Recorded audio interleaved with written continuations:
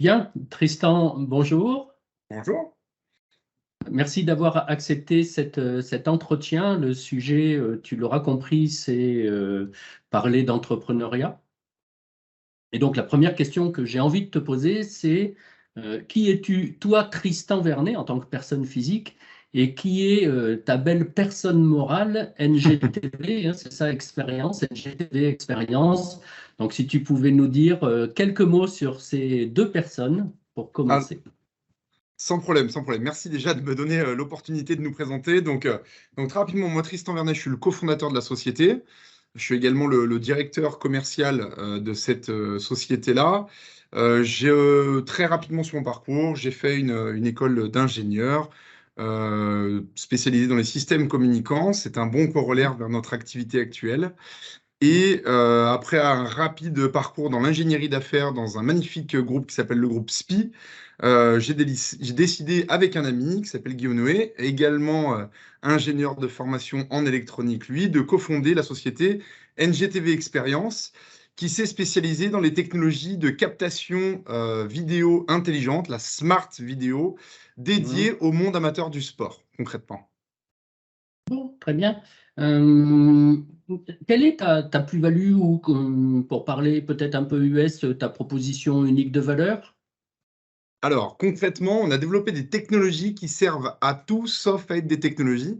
En fait, on est là pour un petit peu faire bouger les lignes de l'économie du sport amateur. Oui. Concrètement, on se rend compte que c'est un modèle typiquement en France sur un marché qui est là depuis longue date. Donc, les lignes sont difficiles à bouger, mais notre but, ça va être de trouver via des technologies, un moyen d'augmenter les revenus directs et indirects des lieux de pratique sportive qui sont nos clients. Donc, ce sont des clubs, des entreprises, des fédérations ou des ligues, soit par la facilitation du fait de contenus vidéo ou statistiques à valeur ajoutée, d'aller attirer des sponsors qui vont vouloir justement se rendre visibles avec une belle image de marque parce qu'il y a une belle promesse technologique derrière, ou simplement chercher à atteindre leur clientèle pour simplement avoir comme des Nike, des Adidas, des grandes marques du monde du sport qui vont vouloir se rendre visibles auprès des pratiquants. Et nous, en fait, on va trouver via ce canal qui est soit la statistique, soit la vidéo, un modèle économique pour que les lieux de pratique rentabilisent très fortement nos technologies auprès soit de leur clientèle, soit de sponsors. Bon, donc une belle technologie qui se fait oublier. Exactement, exactement. Notre grande force, c'est que les gens nous oublient. C'est exactement ça. On est là, en fait, on Bon. est au service. Quand le sport est devenu consommable en 2023, maintenant, le sport est devenu consommable et ça veut dire que vous êtes venu pour un temps très court, 1 heure, parfois 1 heure et demie, et vous êtes là pour faire du sport, pas pour interagir pendant 10 minutes avec un écran tactile. Il faut que la technologie fasse partie de l'expérience sans la contraindre. Et c'est notre grande force et notre positionnement d'ailleurs à l'échelle mondiale maintenant. On est les seuls à avoir autant simplifié, autant de valeur dans si peu d'interactions. Bon, et vous offrez cette, comment dire, cette belle invisibilité technologique depuis combien de temps? Alors, on commercialise depuis 2018 maintenant, donc ça fera 5 ans à la fin de l'année 2023. Mhm. Et on commercialise donc historiquement principalement en France-Belgique, en francophonie, on va dire européenne, Mhm. et depuis 1 an maintenant dans une quinzaine d'autres pays via la distribution et via apporteurs d'affaires divers. Bon, tu m'as parlé d'un certain nombre de typologies de clients. Quel est ton meilleur client? Globalement, il y en a deux à peu près équivalence, mais notre meilleur client, ce sont les entreprises de location de terrain à l'heure, les entreprises privées du sport, qui Mhm. sont celles qui voient immédiatement le bénéfice de ce qu'on apporte d'un point de vue économique, et de l'autre côté, les clubs qui, eux, voient immédiatement la plus-value de l'usage, du coaching avec la vidéo, et du côté streaming et mise en avant de la vie pour la communauté du club, qui sont nos deux principaux clients à date. Bon, donc comme je fais du badminton, du squash, du tennis et du paddle, je peux déjà commencer à en parler autour de moi. On va parler business bientôt alors. Bon, super. Est-ce que le Covid-19 a eu un impact et si oui, lequel? Oui, très important.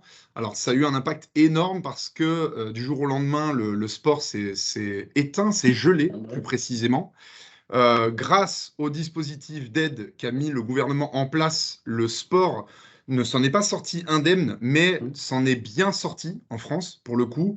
tout comme les restaurateurs, hein, je nous compare souvent à ce marché-là qui est plus visible, auquel on pense plus rapidement, mais qui fait que le commerce s'est arrêté. Nous, malheureusement, en tant que société de l'informatique, on a été aidés, mais pas autant que nos clients. Et la Mhm. chance qu'on a eue, c'est que certains grands groupes, dont les cycles de décision sont plus importants, nous ont fait confiance pendant cette période. Je pense par exemple au groupe Le Five for Paddle, que je remercie à l'occasion, qui nous a fait confiance sur des déploiements de masse, ou encore comme le groupe Power League en Angleterre, voilà, qui nous ont fait confiance à ce moment-là et qui nous a permis de compenser le manque d'activité auprès des acteurs indépendants et des petits clubs, qui a repris immédiatement et très fort dès la sortie du Covid. Bon, donc moi, quand j'entends confiance, j'entends preuve remarquable de vos talents. C'est gentil, ça serait à eux de le dire en l'occurrence. Oui, donc pour l'instant, c'est moi qui le dis, de mon expérience. Très bien. Et donc, c'est super, vous avez visiblement un bel avenir devant vous. J'aimerais que tu me parles de ton expérience d'entrepreneur. C'est deux questions pour commencer seulement. Pour toi, c'est quoi l'entrepreneuriat? Et la deuxième question, c'est comment tu le vis tous les jours? Alors, je dis toujours que l'entrepreneuriat, c'est, à mon sens, la vraie liberté. Ça a été ma motivation première, même si mon expérience précédente, dont je faisais mention dans le groupe SPI, a été Mhm. incroyablement formatrice et géniale.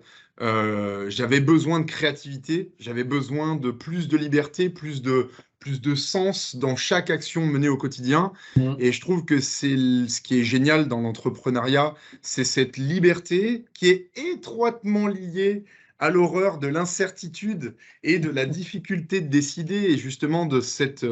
nous, en plus, on a particulièrement créé un marché qui n'existait pas. Oui. Et la phase de conception, d'élaboration d'un produit, d'un service, en tant que chef d'entreprise, où vous avez clairement pris des risques financiers, vous avez investi énormément d'énergie, de temps, d'émotion, vous avez emmené des gens qui vous ont fait confiance, en vous finançant, soit des gens qui sont venus travailler, souvent dans des conditions presque précaires au début. Donc il y a un collectif qui s'est impliqué à la réussite de ce projet, dont vous êtes le garant du résultat, Mhm. et qui fait quelques petites nuits blanches par-ci, par-là, de stress ou de travail. Et du coup, je synthétiserai tout ça en beaucoup d'émotions, positives et négatives. Les positives sont extrêmement récompensantes, les négatives sont extrêmement dures à gérer, parce que malheureusement, on ne retient de l'extérieur que les positives, mais de Mhm. l'intérieur, il y a quand même beaucoup de moments un peu durs. Mais du coup, c'est une aventure folle et qui pose toujours cette question, est-ce qu'on sera un jour capable de ne plus être entrepreneur? Je ne suis pas sûr, parce que c'est quand même quelque chose qui fait palpiter. Bon, j'aurais envie de résumer ça quand j'ai entendu horreur, bonheur, en gros un cocktail un peu comme les cocktails salés sucrés et qui font peut-être de tout ce goût particulier de l'entrepreneuriat. Exactement. Donc, Exactement, c'est super. unique. C'est C'est unique. unique.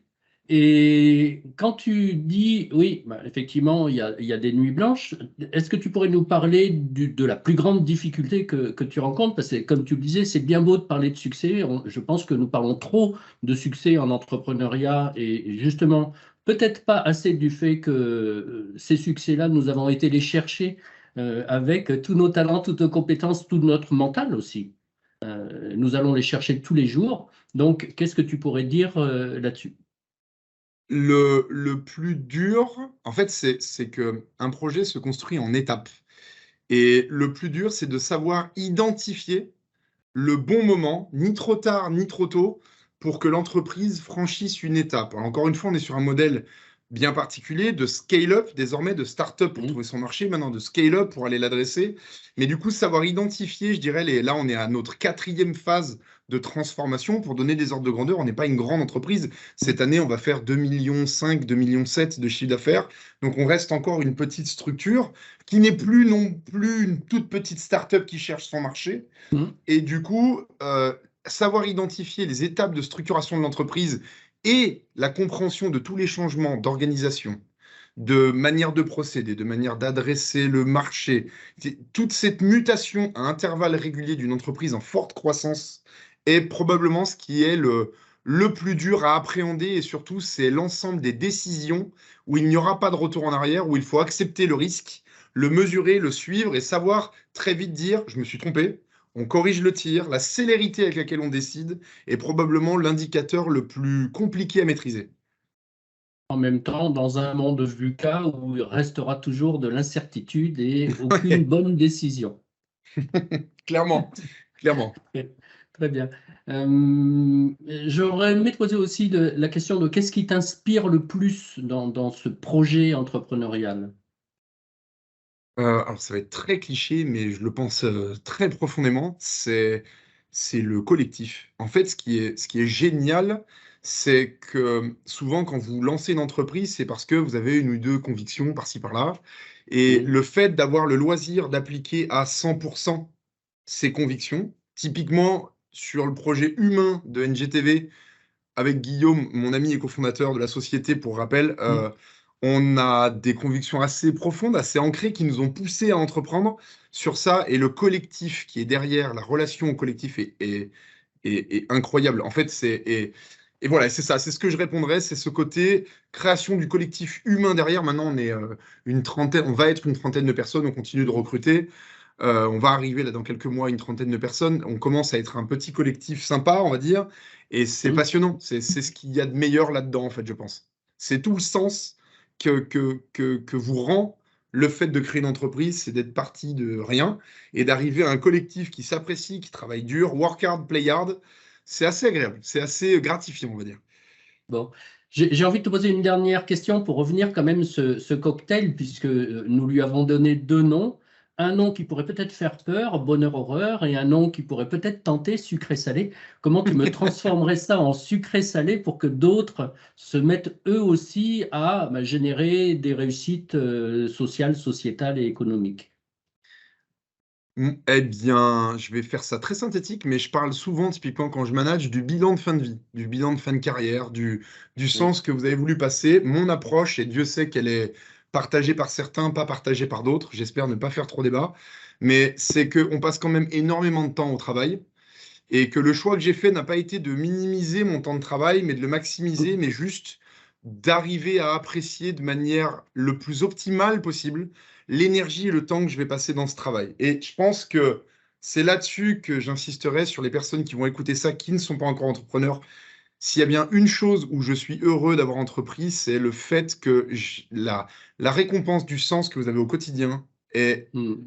démentiel. Et c'est tout ce qui justifie pour moi le risque initial de l'entrepreneuriat. Qu'on échoue ou qu'on réussisse n'a aucune importance. C'est le parcours qu'on aura fait sur ce chemin-là. Tant mieux si c'est une réussite. Et encore une fois, c'est une notion très subjective. Mais encore une fois, c'est ce parcours qui est hyper intéressant. C'est cette aventure que je ne pense pas pouvoir trouver ailleurs. Voilà. Bon, eh bien, j'ai envie de rester là-dessus parce que j'ai envie que nos auditeurs restent aussi là-dessus en disant, allez, on y va. Donc, je te remercie. À bientôt. Bon succès à toi, Guillaume, et à NGTV. Et à bientôt. Bonne fin de journée. Merci. Merci Xavier, à bientôt.